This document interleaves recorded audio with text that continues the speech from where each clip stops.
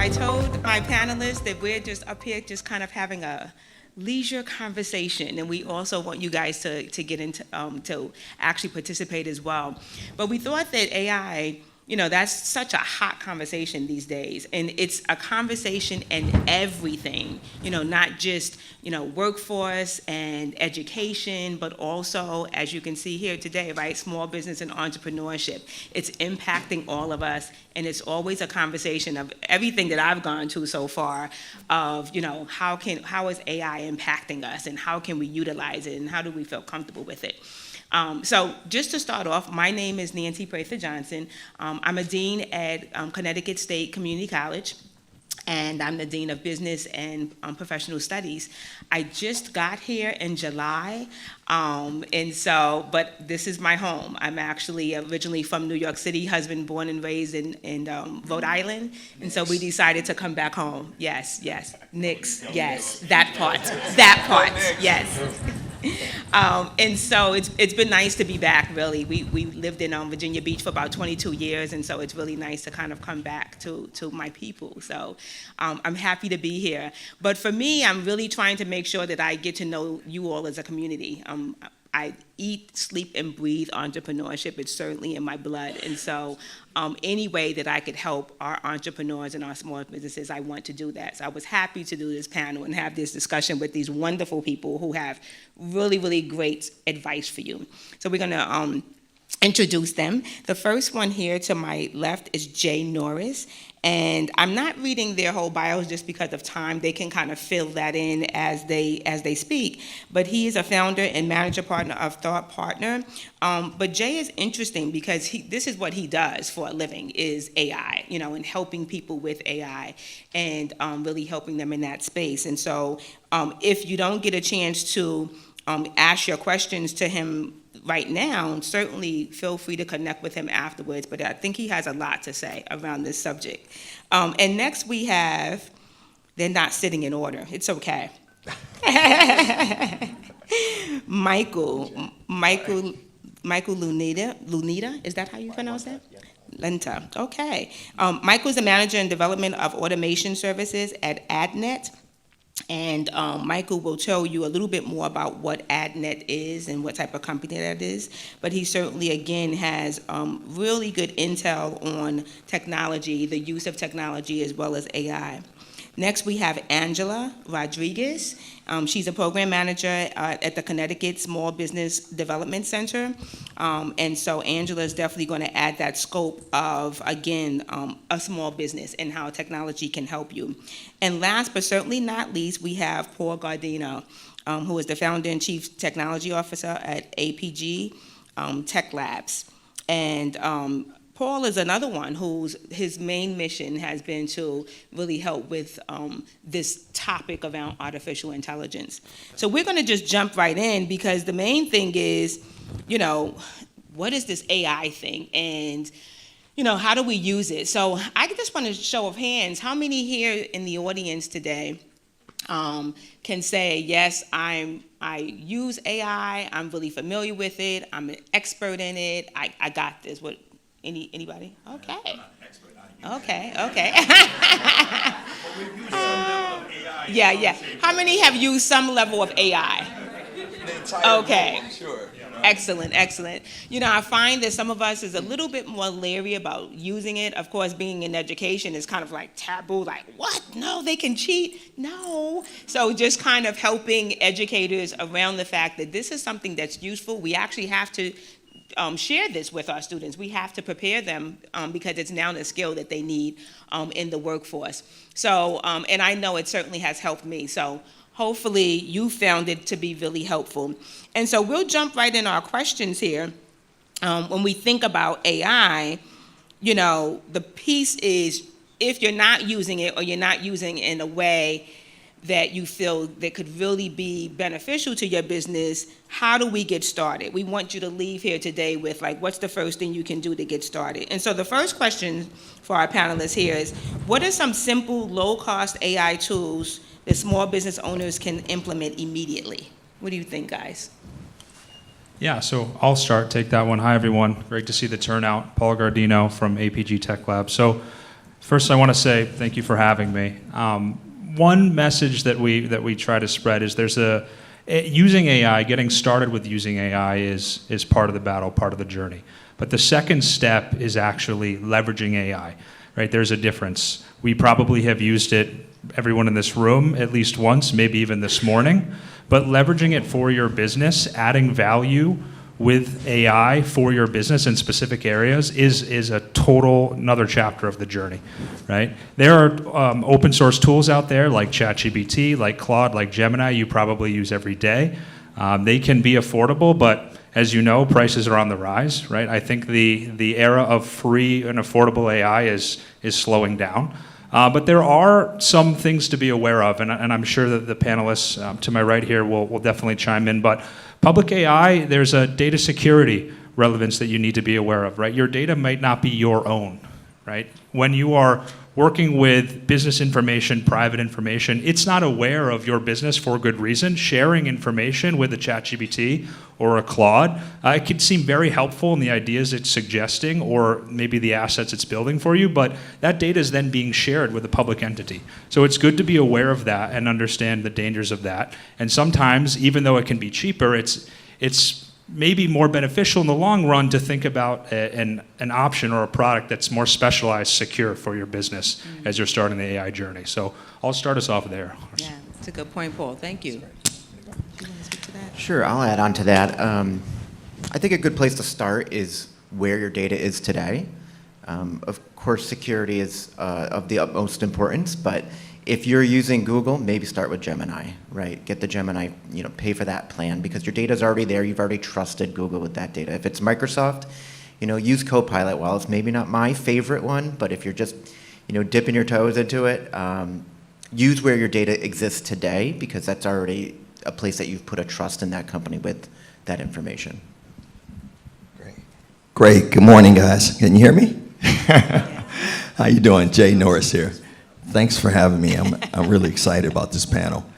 I also am what I call a small business advocate and evangelist, so I'm honored to be here. So that question happens every day. I do a lot of events. I'm also the chairman of the Manhattan Chamber of Commerce. So I've had a huge set of businesses that I have to educate and train on new technology and innovation. And security is always the biggest kind of guardrail. You want to make sure that whatever systems you're using are SOC 2 compliant. You make sure of that. But I had this about 2 years ago. My team and I own ThoughtPartnr. It's a company that we started about 1.5 years ago. It's an AI solution.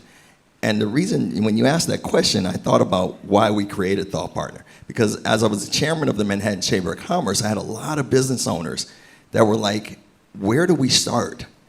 We have no idea where to start. There's a lot of noise out there. There's a lot of AI noise. Where do we start? And so my team and I assembled a team and said, guys, we've got to create the training wheels for small businesses. And where they start, it's really hard to onboard someone that has paralysis by analysis, okay? By a lot of analysis. So we created a platform that is called an AI search widget. I want you to look it up when you get an opportunity. Because I looked and said, what do all business owners share? We all share one universal thing. It's a website. And years ago, the keyword search came out when the internet happened, right? The digital, who was around when the websites first got started? All right, the keyword. Then 5 or 10 years ago, a chatbot started popping up. This is the year, 2026 and beyond, you'll see what they call an AI search widget, which essentially is a widget that's put in, it's contextual. So picture ChatGPT on your website. So all your customers, really a customer acquisition tool or a customer loyalty tool. So all your customers come in, they want to ask a question about you, the founder, they want to know your story, but they want to have a conversation, a contextual conversation. And that is how we started because we looked at our business, our cohorts, and we were like, how do we get them to do something? I was like, we don't. Let's let them see what data they can derive from AI, which is all the prompts, questions, and queries from their customers. use that data to better service their customers. And so that's what we created, because we felt it's going to be a million AI tools out there, but how do you get them to adopt something? I was like, we don't get them to adopt something. We have them look at the data that AI is sharing, and that's the training wheels that we decided to lead with. Yeah, that's such a good point, because no doubt there is so many things to choose from. And so it's kind of like, okay, so what do I use if I'm in this particular sector? Correct. Yeah, that makes sense. So in looking at a kind of another area of AI in terms of practical use cases, right? Another question that I would like to ask you guys is security use and how can small business protect themselves? So we've heard of, I don't know if we even think about the security aspect, but I know if you work for a company, that's always a thing, you know, cybersecurity, making sure that we're secure, we're keeping people's data secure, especially if you're in retail. And so how do we address that? I know you spoke to that a little bit, Paul, when we talked about security. Yeah, definitely, and I'll elaborate a little bit. So the way AI works today is it's not just a database of information. It's an actual communicator, collaborator, right? It brings that information to the forefront of what you do for when you need it and why you need it, right? So it's not just a search engine. But why is that important, right? It's important because it has a multitude of information that you can take advantage of naturally just through conversation every day. But that information, right, for good reason, is public information, right? For your business, for your financial statements, for your inventory sheets, procurements, and vendors, that is not accessible by AI and probably should not be, right? Because if these public providers like ChatGPT, Claude, Gemini, if you're signing up for a free plan or a low-cost plan, the odds are in the fine print is that they're using your data. They could be using your data, and there might be cross-contamination risk between your chats and someone else's chats. There could be a risk of training the AI or exposing private data that you don't want exposed. So if you're using a common tool like those, be sure that you're looking at the plans, understanding what's included in each of these plans, because free is free, but it's not always better when it comes to your business, right? It's better to invest, make sure that you're getting what's right for you. And also, trust but verify. Because it doesn't have the information about your business readily available just when you say, how should I look for my next vendor to provide X? You should be taking its insight and its direction with, yes, that's eye-opening, but maybe I should think through this, right? I shouldn't just take everything that it's saying and make the decision right from that. So that's why we say the technology's there, right? We have no argument today that AI as a technology is here to stay and growing every day. But because that's been solved for already, what we have to solve for as small business owners is really understanding our business better than ever. Because if we don't understand it, AI doesn't start with an inherent knowledge, understanding what you do. You are the only communicator with AI of your vision, right? So you need to use it as what it is, an excellent communicator, strategist, designer, and builder, but you are still the master of your own plan. So trust but verify all the information you're getting. Can I answer a question, Nancy? Do you want to wait until then? Let's wait, yeah. Okay. Write that down. Exactly. Good morning, everyone. Does it work fine? Yes? Okay. Angela Rodriguez with the Connecticut SBDC. I'm glad you're here. So I would like to add, and actually I wanted to take a step back and with the first question, where do we start?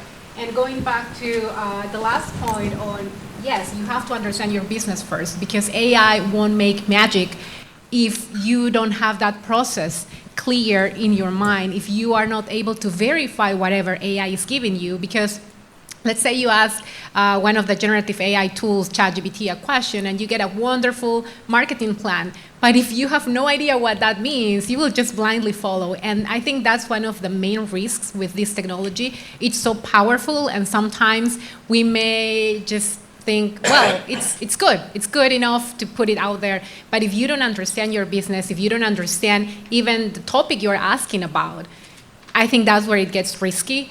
And on that, you could also use AI, and that's how I use AI a lot, to learn. Because, for example, Gemini, they have like a learning mode. ChatGPT had one. I think they don't have it anymore. But anyways, you can use it to learn.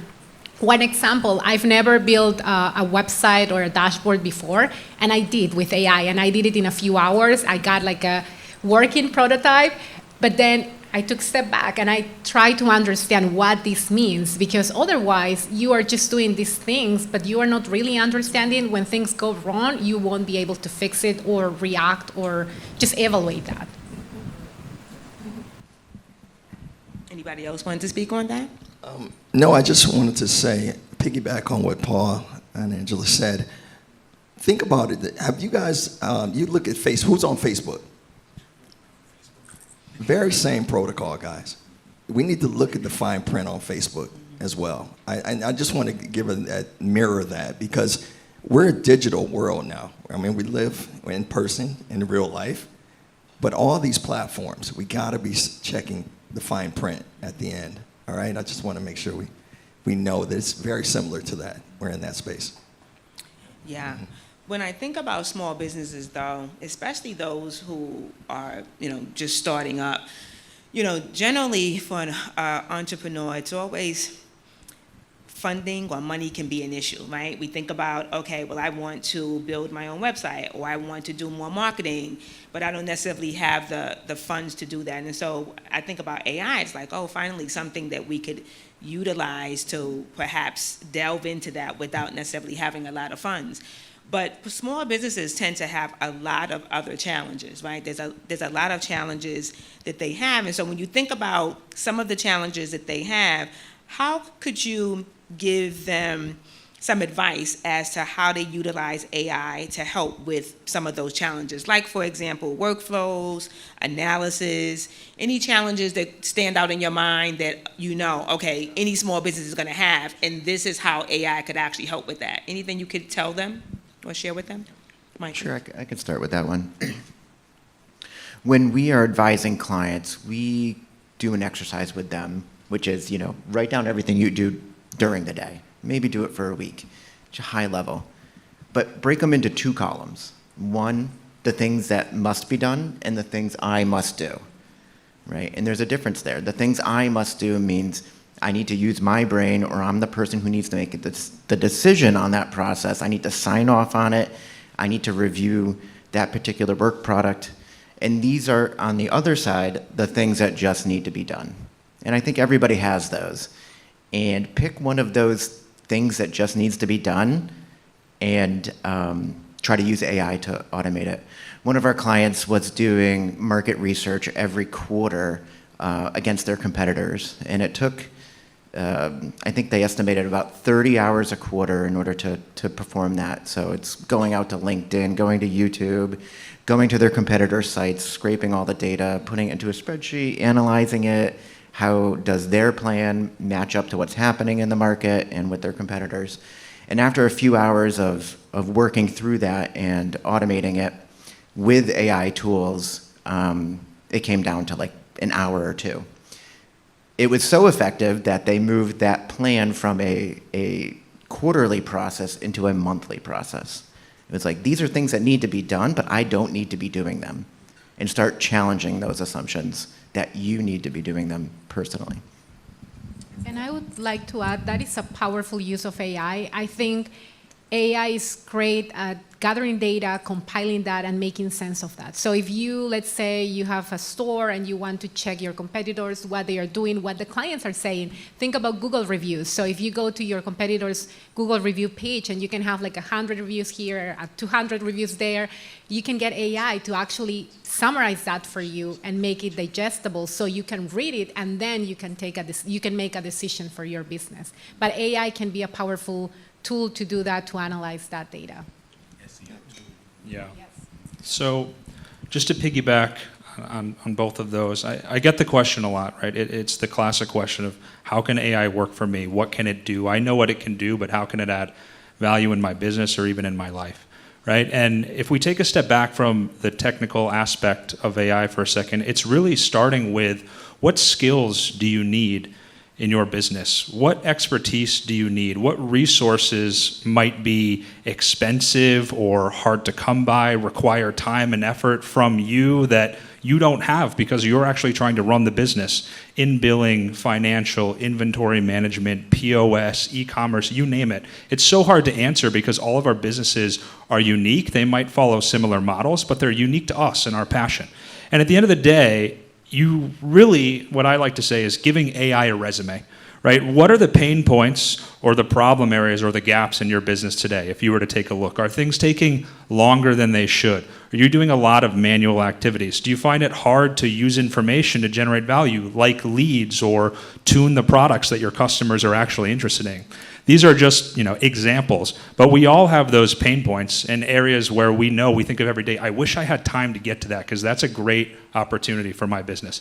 And by forming a resume with those skills and those expertises where you'd like help in any of those areas, then you've built your AI blueprint. No technical, no Gemini jargon, ChatGPT jargon. This is what you need in your AI agent or your AI solution. And then from there, working with AI or working with a company like mine or any of the panelists up here, we can help you build that. But that's really your AI blueprint, starting with what you need, what you want to solve in terms of the value you want to provide. And then AI fills in the blanks. Yeah, I'll add to that, guys, because I also sit down with numerous business owners and we do the surveys, right? And they'll say, okay, these are my workflows.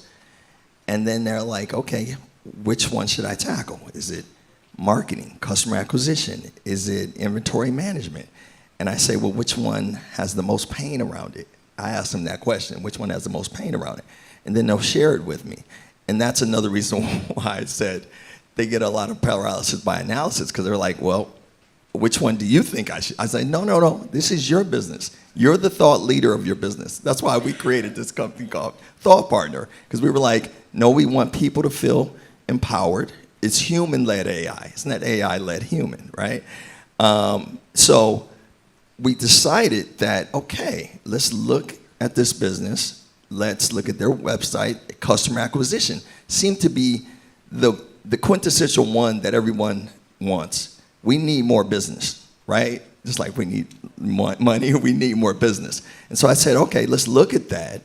And we can see customer acquisition happen through their website, but over 60% of all visitors that hit websites leave within 30 seconds if they don't get what they need. Over 60. And so I looked at where we are as a generation here, like AI era. Majority of all of you said that you're on AI. So you understand the behavior already, right? You're asking prompts and queries daily. So I tell all the people out there that are business owners that have websites, I say, let's start there. Because your consumers or visitors are AI ready. Is your website AI ready? Because they're leaving your site. So let's grab those customers. We created something called, so we're an agentic AI company. So we created something that automates. So when someone asks a specific question at a restaurant or a specific question at a retail location, we can see that question, grab it, and send out a customized offer directly to their mobile phone or their email so they can keep that customer. So it's customer retention, because I looked at that list. I said, God, these guys have a lot of pain points, but what's your main one? I need more business, Jay. That's what I need tomorrow. So I said, let's work on that one first. Let's work on that one, and then we'll work on the rest of the operational systems after that. That makes sense. When we think about AI, though, we think about, okay, so I know how to use it, I know what to use it for, but how do I make sure that I'm not over-relying on it? How do I make sure, I think it was Paul who talked about trust and verify. Do you want to expound a little bit more on that, Paul, when we think about, how to make sure we're not over-relying on AI? Yeah, definitely. So, I say it all the time, trust but verify. But what that really means is AI has incredible information across a variety of different topics, more than we could ever know. That's why we work with it, because we don't know it inherently. But the information that it's giving, it might look great, might look excellent, cleanly bulleted. It might be building Excel documents for you, building websites. It might look perfect, but if we dig into, does it tell my story? Is it actually providing the information specific to my business? That's where the verify portion comes in, because we know that, rightfully, AI doesn't have a knowledge of your financial statements or your customer lists unless you feed it to it. And that's actually the double-edged sword, because that's where AI goes from I use it to I get value of it. Once you introduce your world to the AI, it begins to act and operate in your world, on your information, making decisions that are really impactful for your business because it has that foundation, right? And it's important to do that in a secure way, because we don't want to accidentally expose that information to the public domain, to accidentally bleed into other things you wouldn't want that to be a part of. But that's where you really get value, right? So trust but verify, especially if you're using an open AI solution that's not your own or you're paying for a private version of. And make sure that when you're introducing your data, because that's the valuable piece, your systems, your data, understanding your specialties, your business, you're doing it in a secure way. So it stays with you as you're leveraging value from AI, right? And that's the biggest hurdle we see in a lot of any size business. We know the value is exposing more information about yourself to AI so it can give better results about what you need, but we know the cons. So we need to do that carefully, right? I tell people, think of AI as a really smart intern. Yes, it's probably the smartest intern you'll ever have, but would you let it sign a business deal? Would you let it email your clients without checking it? Please don't do that. So you kind of put it in that context. It's a little oversimplified, but I think that's a good way to look at it. I mean, I was working on an air conditioner trying to troubleshoot it this weekend. It didn't go great, but it told me something that I was like, no, do not touch those two metal things. That would be a bad thing. So, you still have to bring your wealth of knowledge. The human is still smarter and faster at handling really complex scenarios. So, yeah, trust but verify. But absolutely. Guys, seriously, trust but verify. I was speaking to my assistant earlier, and you know how you can look at a document, and she was supposed to be sharing something with me, and I looked at it, and I said, Meredith, did you run this through AI? She said, oh, I thought I added some other things. I said, no. Once again, trust but verify. I said, no, Meredith, you have to go over this like a fine tooth. You have to read through it. And that's another reason why I think that I always, when I share a lot with a lot of business owners, and I realize I'm always like, okay, let's understand that who here owns a business again in the room? You are the thought leader. Let's make sure we use AI as a thought partner or a smart intern, right? I like that one a lot. But I'm serious about that, because we have to recheck. I have to recheck it all the time. And I go, God, it's great at a first draft, but that's about it. All right? You got to do more. And so to me, trusting and verifying is a part of the world we live in right now, right? But we just want speed. How do we get from A to B faster?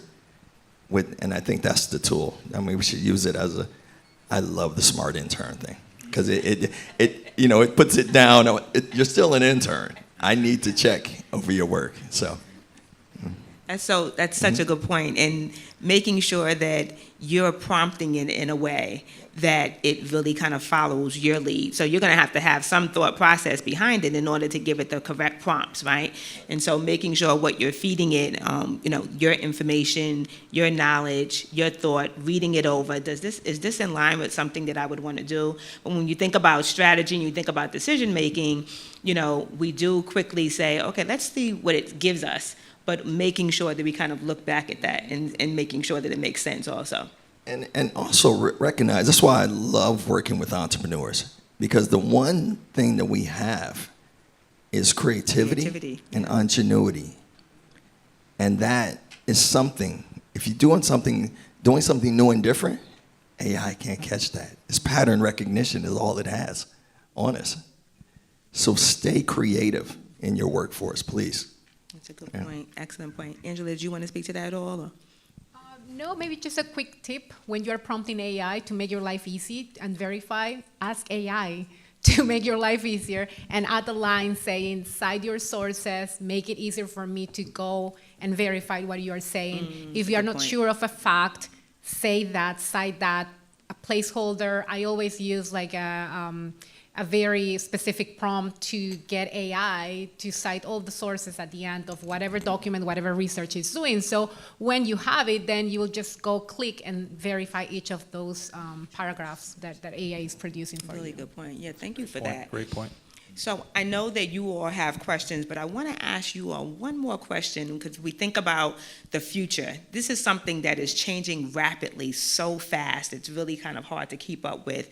But when we think about that, you know, where do you see AI having the biggest impact on small businesses in maybe 2 to 5 years? And we may not even have to put it out that long, right? But also, how does one stay or remain relevant in this age of AI? Because, I mean, literally, like you said, Jay was up here saying 2 to 5 minutes. Yeah, it's that fast, right? It's growing that fast. And so how do we make sure we're staying relevant or we're keeping up? What can we do to do that? I can get started. So I know this is for small businesses, you are small businesses, but I want to think about us as humans.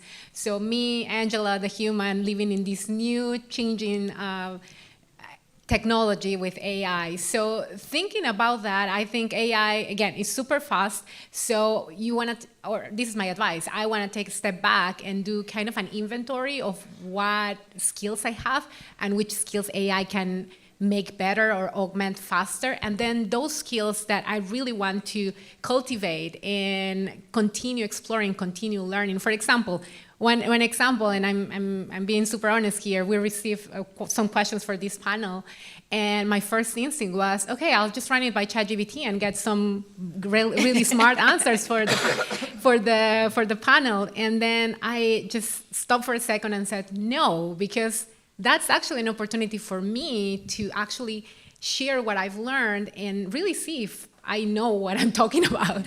So why would I hand that to AI? And I didn't. And I just thought about it, thought about some points that I wanted to get across. And I think that's where we can stay relevant, cultivating our skills, making sure we keep learning, not only about AI, but about those skills that AI won't be able to replace yet, or maybe like in the future. Mm-hmm. But yeah, so keeping your brain alive.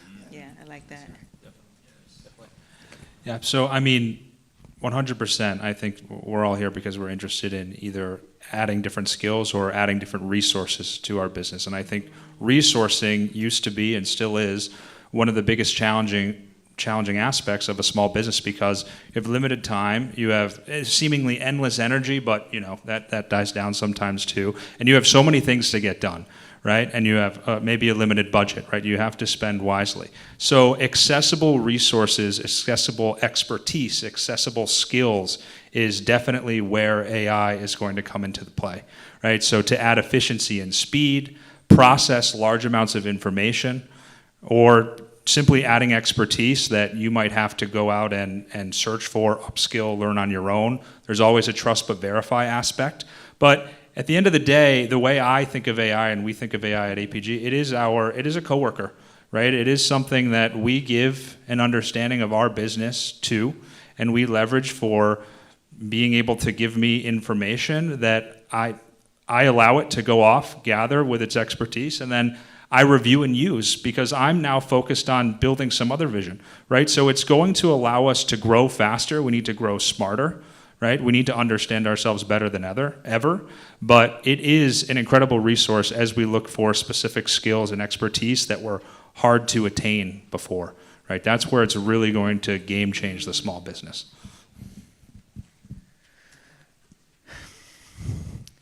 I'm a software engineer by trade, and many days when I'm using AI, I feel like I'm automating myself out of a job, right? I mean, that is just what you can read about the trajectory of software engineering. But it's made me realize that, and I'm going to connect it to small business in a second, it's made me realize that we need to be thinking about it differently. We need to become experts in this technology within our verticals, within our domains of expertise, rather than kind of push it away and put our head down. So it's really hard to know what's going to happen in 2 years or sometimes 2 months. For sure. But I think, you know, the overarching theme is become experts in the tools in your area that that help make your jobs a little bit easier, take some of that manual stuff out, and all these different AI tools. Yeah, you said 2 to 5 years, right? Okay, I'll be generous. 2 to 5 months. All right. Yeah. But like I said, we often advise our clients that are small to medium-sized businesses, right? Because I work with a lot of medium and large enterprise businesses, and people don't know this. 99% of those large enterprise businesses have said they're going to implement AI, but they sit on top of a lot of legacy systems. So it's taking them a while, all right, to implement that. About 1 or 2% of them have transformed already. So I speak to them a lot. And I said, this is the opportunity. So in the next 2 to 5 months, guys, the opportunity is you don't have to fire, but you may not have to hire either. Use AI. Find those pain points in your business, those line items. Social media. You might need that, right? You need bookkeeping, all these others, and use AI. So we advise our clients, and we deploy I'm sorry, using interns, smart interns, but we deploy agents to help them in each one of those lanes, because essentially they're all looking at me and they say, Jay, I'm trying to get to 5 to 10 million AAR. I'm trying to get to 10 to 50 million AAR. And years ago, guys, you used to look at your business plan and it would say, wow, to get to 5 to 10 million, my head count, woo, look at this head count. Not anymore. Not if you have the right, I call them trusted AI advisors around you, or but it takes some time for trust. I always tell people that's a relationship first. AI is second. Find some people that know what they're doing. You start with one agent. You see how that works for that line item in your business, and then you build the confidence. So the goal for us in my company is that next year that we have helped 100,000 businesses uncover their pain points and solve them with software, with AI solutions. But more importantly, next year, they feel very confident using AI. The key is I want them to feel confident, so they're not calling every 5 minutes, right? Like, we want people to feel like, look, we understand it because you took the time out to educate and train us, and now that's the future, is a bunch of people who used to call themselves non-technical founders. They feel very confident saying, I use AI, and let me tell you how. I love that. And I love the recognition of it, to say, I have used AI in this way. Right, exactly. So I know you all may have some questions. Let's start with my gentleman here. Question for you. Good morning, everyone. Good morning. I have a couple of questions. Can I get them? Oh, all right. No problem. Cool. Fire.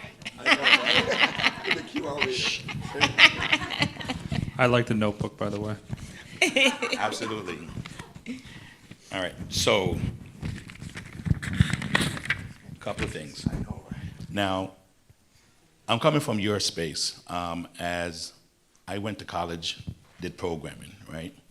And a lot of the times when you went to college and you did programming, it's a lot of logical things and you go into.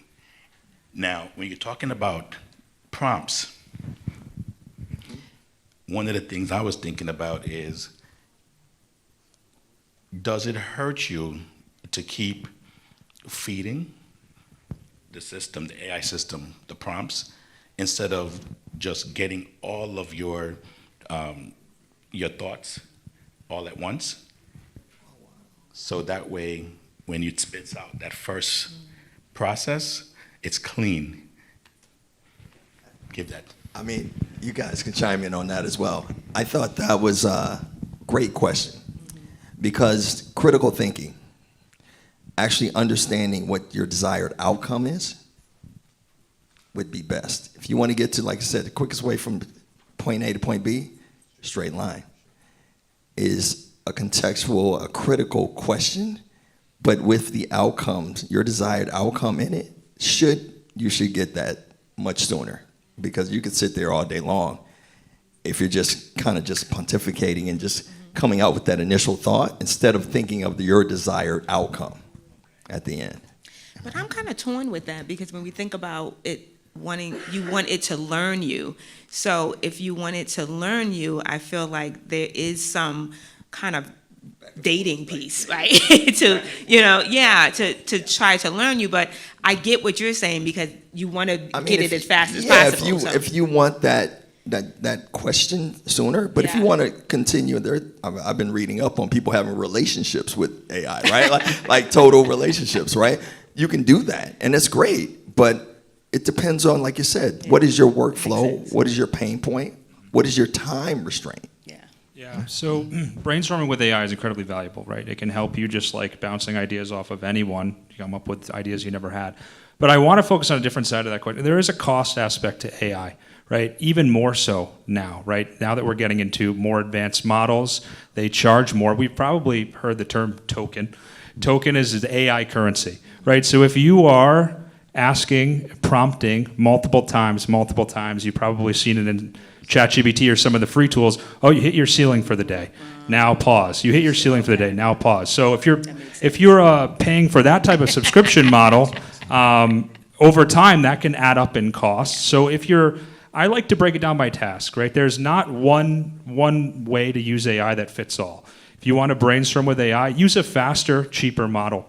Right? If you want something done that is really powerful, complex, you've spent a lot of time thinking on yourself, use a more expensive, more powerful model. And you can stop my booth and we can talk about that all day long. And then brainstorm your outline. Almost give it a set of requirements and then let it go to work. It's going to be better for your wallet at the end of the day. I like that. So you're really talking about using it because it's a tool, right? So now, like, which tool do you use? Which platform do you use? I just want to hit on the logical part because I think what I'm hearing in there is a little bit of, do you want to tip your hand to the AI model by putting your assumptions or presumptions into the prompt? And if I have enough time, I won't. I will try to keep those like 3 steps ahead in my brain, like where I know I think I want to go, but I will just feed it a little at a time to see if we're heading in the same direction. Okay. All right. Until you trust it. Until you trust it. Just like you have another question? You're limited. I just want to let you know. No, I'm joking. Am I? I paid for unlimited. No. I love it. All right. Now, when we're talking about utilizing the open AIs and different things, and we're talking about security, how can we create our own, create, teach, and secure our own AI tool specifically for our business, whether we're talking about like intranet type style or like internet with some type of security infrastructure there. So that way we don't have to worry about the security, especially I'm in finance and that's the biggest thing in compliance. I want to make sure that all my clients' information are secured. So that was one of my biggest questions. How can we create that for our own? Yeah. Want to go? I mentioned SOC 2 earlier, but Yeah. So definitely, and then there's a couple stages of this, right? There is the full-blown custom implementation, like we talked about before, agents that are integrated with your data. That's full private and security, but that also takes a little bit of investment up front and working with a specialist. Now, any tool you see today, like ChatGPT, Claude, Gemini, they all have different tiers, right? We all know subscription tiers. The enterprise tier, although it's more expensive, you're going to see that more often, is the most secure, right? So if you're just using free and uploading your P&L every month, that's a risk, right? So each of those subscription tiers will have clear information on how your data is used and what your data is used for. So if you're talking about just getting started and understanding the power of it and then working your way up to virtual coworkers that are completely secure, I would always go the enterprise route, or at least read the security guidelines, look at any settings that say private, right? So be aware of what you're giving to the models, essentially. Like those are good tips. Okay. When you said trust but verify, basically proofread everything that before you send it out. All right. Absolutely. Beautiful. All right. Or before you pay. Say again? Before you pay. Before you pay. Yeah. All right. So, I thank y'all. Okay, you're welcome. Thank you for the questions. You're welcome. Any other questions? Yes. Yeah, thanks. I appreciate you guys doing all this. It's very helpful. You were asking 2 to 5 year plan, and you jokingly said 2 to 5 months, but to kind of understand where we're going and what's being built for, you kind of have to look at the intersection of who's building it and who's governing it, right? So to take that into account, David Friedberg is a venture capitalist. Mehmet Oz is our CMS administrator. They both have said and have toyed around with the idea and said that AI and AI agents shouldn't just be things that can tell you to do things or take action, but they would like them to be able to hold professional licenses as well, like CPA, insurance agent, real estate. Like the idea of a sentient, actually sentient, being able to look at your private information and take action on your behalf in a secure environment that requires licensing. Thoughts on that? Right. Well, I'm gonna chime in here because, like I said, we are building out agentic, agents for some of our customers, but we always make sure we call them controls. We put certain controls around these agents that they can't do certain things, and we also bring in what we call a managing director of all the agents. Right. So remember, it's human led. They can't make any moves without your final say so. All right. So if you have those controls in place, they can't. It's not happening. It's not moving. It's not AGI yet. Okay, we're not there. Yeah. I mean, it's getting there. But I'm saying if you have those controls in place, like we put an MD in front of a lot of our stores that we manage to make sure that you get an alert on your phone. You have to make this decision. This is on you. Your agent has prepared everything, so you make that final decision. So let's talk about it in a little bit, the same light, but let's put it in terms of something that's a very taboo topic, but very powerful. Let's talk about medical AI, right? Medicine or law or any field that requires certification, specialty, training, and schooling, because they can make decisions that can impact your life, right? Should we now? I thought actually medical AI was maybe a few years from where we are now, not because of the technology, but because of the adoption, the cultural acceptance of that. But we see Claude Health, AWS Health on commercials now, and we see that becoming more and more. I actually hear people all the time talk to me and say, I just use ChatGPT for that. I say, don't do that, but they're comfortable with it behind closed doors. So more people are doing it than we think. To answer your question, the technology is there. Right? If we were to give it the same exact exam that we'd give a lawyer to pass the bar or the MCAT, right? If they do have benchmarking exams for these models, it would pass. And humans make mistakes all the time, right? There is no doctor out there who, hopefully not life-threatening, but hasn't made a mistake. So to hold AI to 100% when humans are at 98 or whatever percent we're on, it's more of an ethical decision than a technological decision. So that's where we are right now. And I think some of the questions that have still yet to be answered are, who's liable if the AI makes a mistake, right? So I think there's a lot to be fleshed out. The pathway forward to getting positive outcomes is great, but what about the opposite of that? And I think it's going to take a lot of robust discussion within our different communities in order to figure out what the best way forward is. So it's a little scary for me to think about, but I have to remind myself, reading X-rays or MRIs are already being done by machine learning, and that's been going on for a very long time. When your, luggage goes through the scanner at the airport, yes, somebody's looking at that, but a machine learning algorithm is matching it up with pattern recognition and all these other things to try to surface what the agent should be looking at. So I don't know if anybody's taken a ride in a Waymo for the autonomous drive. Wild. Amazing. Yeah, the autonomous vehicles. Wow. I know there was a question here. Thank you. Whoa, that's loud. Thank you for this, by the way. I have two totally unrelated questions. But I'm just going to piggyback on what this gentleman was asking and everybody else, is that I think the most powerful advice I've been given about AI, which I practice, is that it'll never give you the same answer twice. And I think that alone shows you that it is totally, and I love your intern quote, because I struggle with interns all the time. And it's so true. And I think that that makes it really interesting. Like if you're asking it something very important, like ask it again, and it'll spit you out a different answer. Whereas if you ask me a question in my field, it will remain solid, and I will back that, advice. So I have a two-part question. My first is about building a website. So I'm a creative director and a designer, and the part that I always pass off to other people is the SEO compliance. However, now I'm asking my customers to find somebody, my clients to find somebody that will make them ChatGPT compliant. So I don't think when I talk to my interns, it used to be I'd get very frustrated, and it's in my, what's it called? They have to sign, and I have like all kinds of instruction books, and but in them it says like, don't ask me a question ever that you haven't Googled, because it'll infuriate me. However, like now it's like, did you ChatGPT it? Like, or did you AI it? Because like, why are you wasting my time?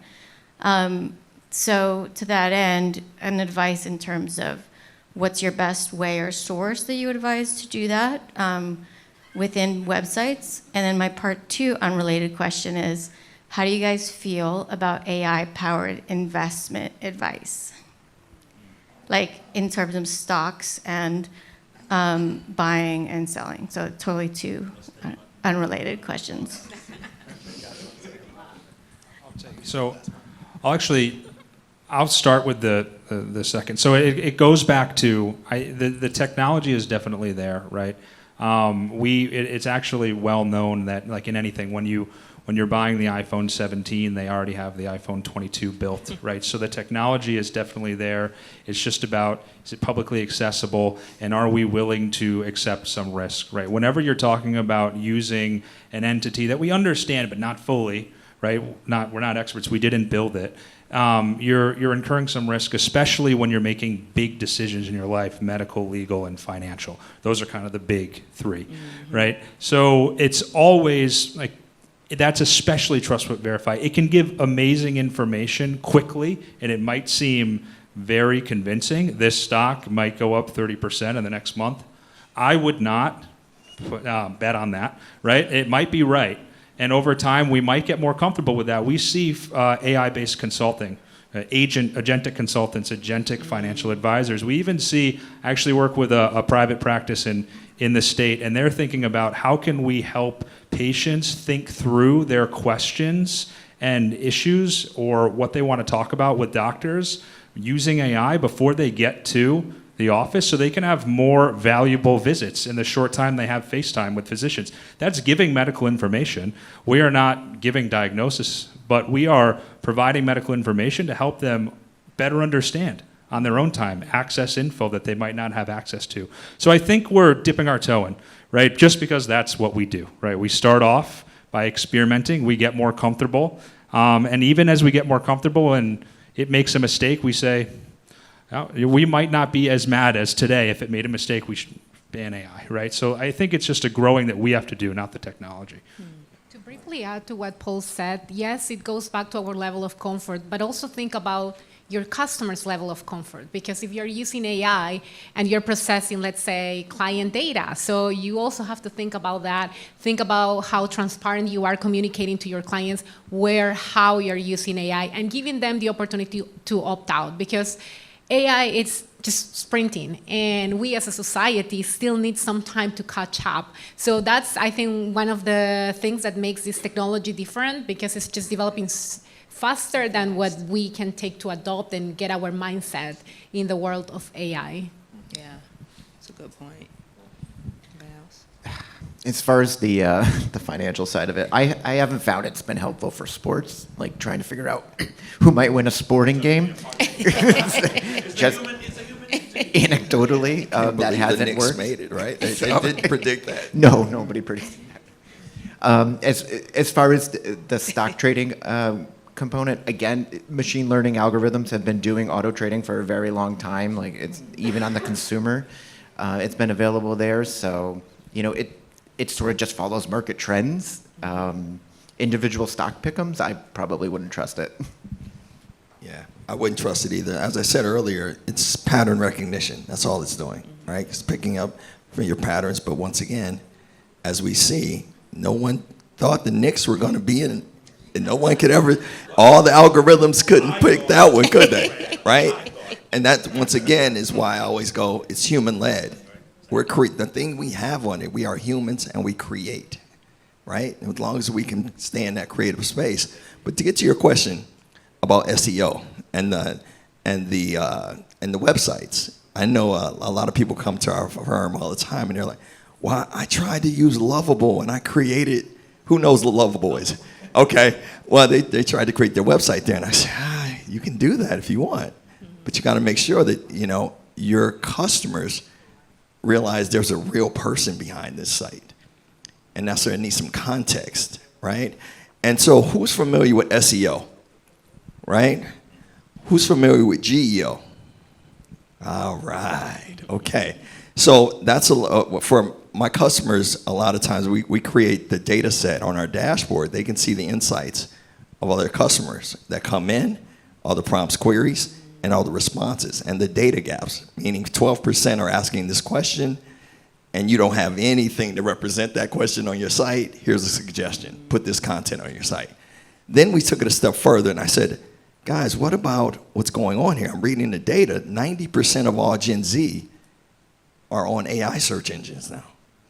90%. And they're on there. And I said, well, how do we help inform our business owners where they rank on the AI searches, where you rank on ChatGPT, where you rank on Perplexity, and any others? And so we're sharing that data now because, remember I told you, the mission is to educate and train the businesses first so that they know that they can make qualified decisions using the data, right? And so to answer that question, you want to bring the right person in to kind of look at your entire business, the pain points. Don't just throw a website up. You need to actually understand what kind of outcome or desired outcome you want from that site. You know, what is your real plan? Intentionality. Yep. Yeah. We got one more question. Right here. I'm sorry, go ahead. Hi, good morning, everybody. I like the way We'll squeeze into two, go ahead. Yep. I'll try to be fast. I like the way that the direction this conversation is going when financial planning was brought up. I do several things in the financial industry as well as financial advising and planning. And on the insurance side, individual Medicare, other types of health insurance plans available in Connecticut and other states.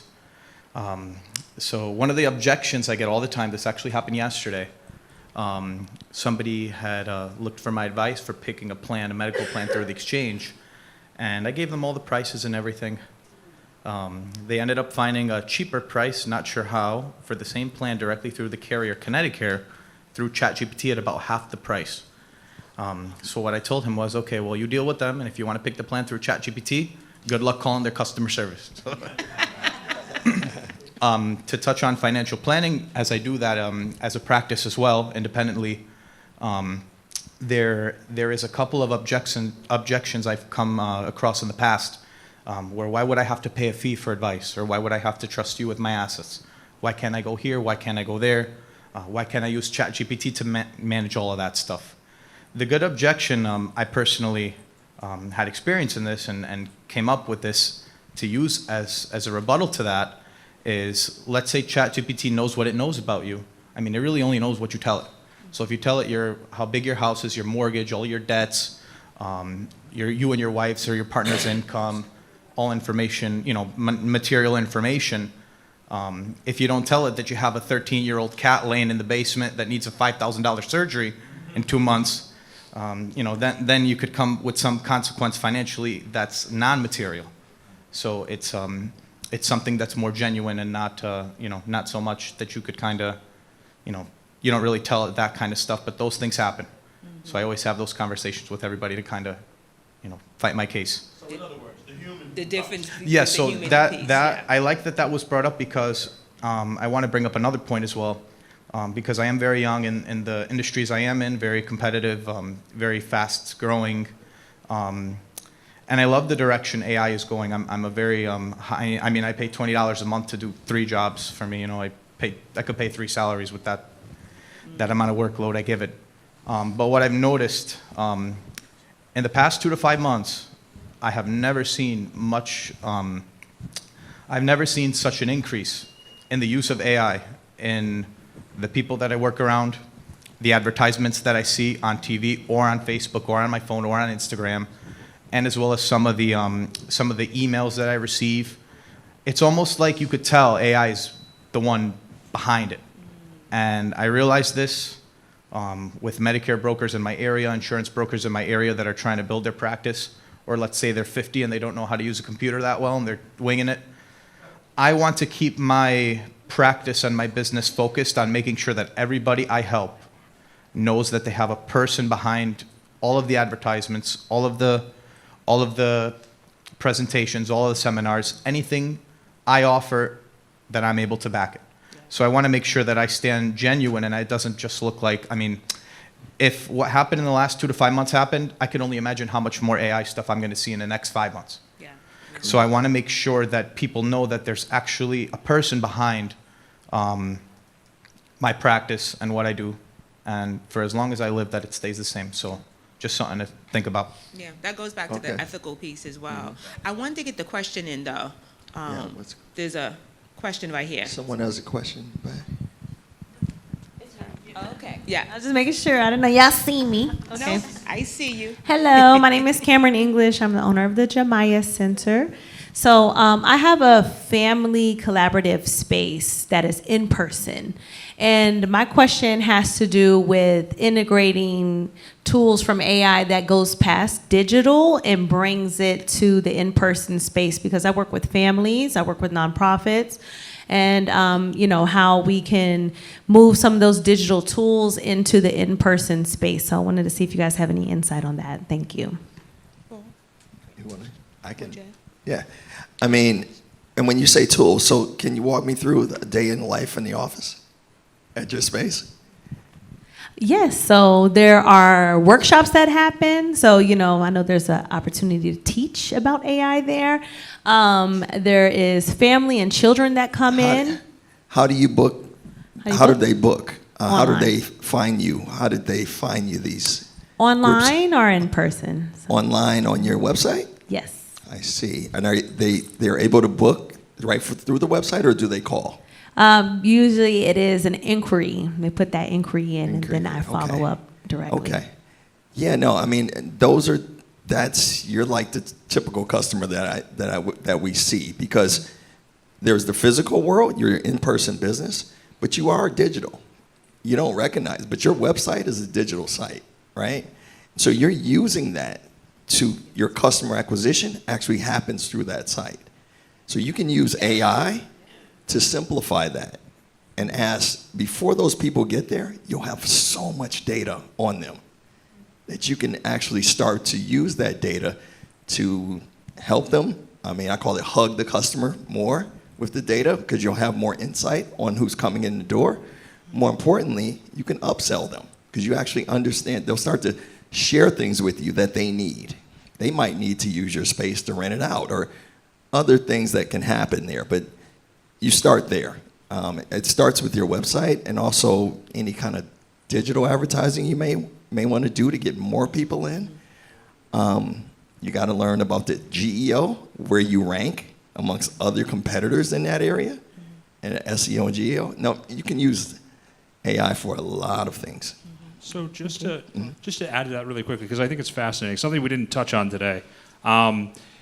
When we communicate naturally as humans, right, what do? We talk to people, we pick up the phone, we even get on Zoom calls, right? But we can see body language, we can visually see people. I can understand inflections of your voice, tone of voice, accent. There's so many more perception points that we're giving off than just chatting with AI, right? Text-based information. So it's actually going to be, because I think this is what you're getting to.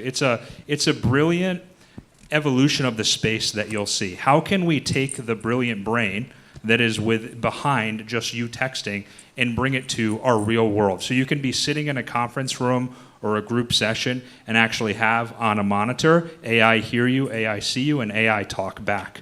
Visually, vocally, introduce it to our world more so it's natural to collaborate with. So we're not left limited by just being able to use the big brain, I like to call it, just through text, just through prompts, right? It should be able, with its large brain, help us more naturally. So we actually focus on that. You voice AI, ChatGPT voice, we have our own voice AI. We actually are building a solution, and you'll start to see this in the marketplace, about actually inviting an agent to a Teams or Zoom or Google Meet meeting, so it can actually be physically moving on the screen, talk back, know when it's invoked, but also be actively listening. So at the end of the session, it's not only been talking and collaborating with you the entire time, but it's taken notes, it knows action points, it has a memory that you can communicate with via text later, right? So it's really bringing AI into our life circle, right? Not just thinking about it as something behind our computer screen.